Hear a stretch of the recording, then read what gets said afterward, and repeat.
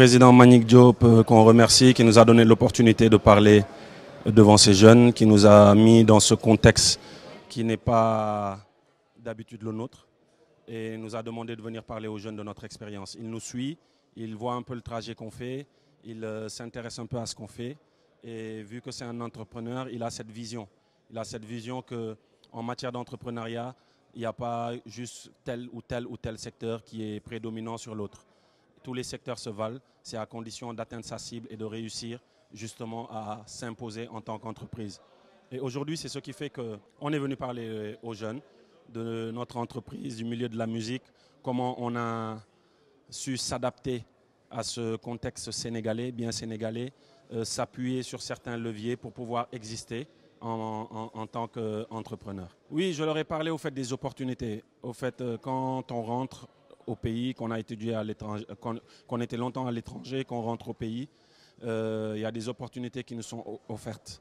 Et ces opportunités-là, c'est un cousin qui nous l'a offert, qui nous a permis aujourd'hui d'avoir notre boîte, de créer notre entreprise et de démarcher des sponsors et de gagner des gros marchés. Voilà.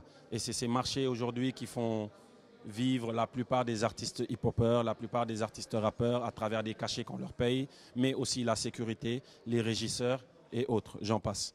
Donc l'anecdote, c'est voilà, il fallait s'adapter. Aujourd'hui, on fait de l'argent comment? En faisant un morceau qui marche. Vous êtes appelé par les écoles qui vous payent un cachet, par les associations dans les régions qui vous payent un cachet et par tout ce qui est arbre de Noël. Voilà. Et j'ai donné cet exemple-là, j'ai fait un morceau qui a marché et je me suis appuyé sur ce levier d'écoles, d'assauts dans les régions et d'arbres de Noël pour faire mon business et en faire profiter aussi d'autres collègues hip-hopeurs qui en ont fait aussi un business. Il faut oser rêver, il faut oser le risque, il faut s'adapter, il faut regarder comment marche son environnement, comment s'adapter à son environnement, qu'est-ce qui marche, qu'est-ce qui peut... Et surtout avoir une passion, c'est-à-dire être passionné, ne pas être attentiste. Ce n'est pas l'État qui va te donner de l'emploi, ce n'est pas l'État qui va te dire viens travailler aujourd'hui. C'est à toi de voir dans ton environnement qu'est-ce que tu peux créer pour justement t'imposer.